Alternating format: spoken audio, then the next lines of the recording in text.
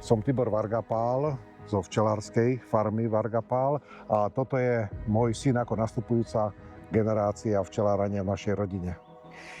Ja som Marek Vargapál a som štvrtá generácia v našej včelárskej rodinnej farme.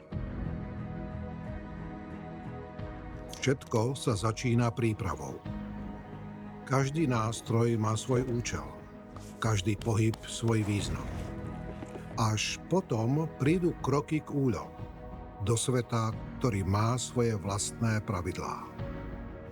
A my sa učíme byť jeho súčasťou.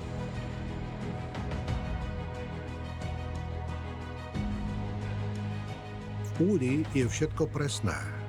Každá včela vie, čo má robiť, a včelár ten med nevie vylepšiť. Jeho cieľom je preniesť dokonalý produkt včely a prírody v nezmenenej podobe na stôl zákazníka.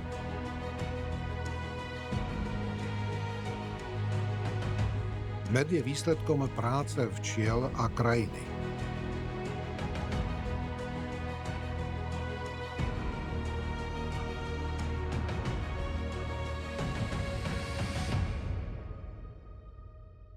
Včeláreniu sa nedá naučiť len z kníh. Odovzdáva sa z generácie na generáciu a niektoré veci sa hovoria len potichu. Niektoré zase sa len ukazujú.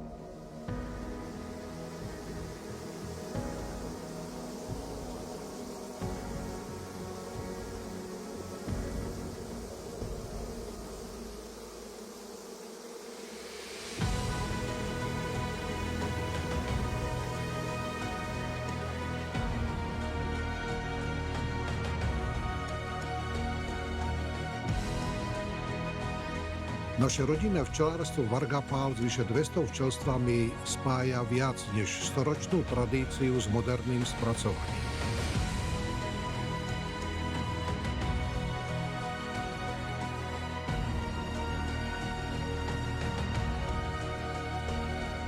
Včelárstvo vnímame ako úctu k prírode. A práve z tejto našej storočnej vášne vznikajú medy, ktoré patria medzi najlepšie na svete.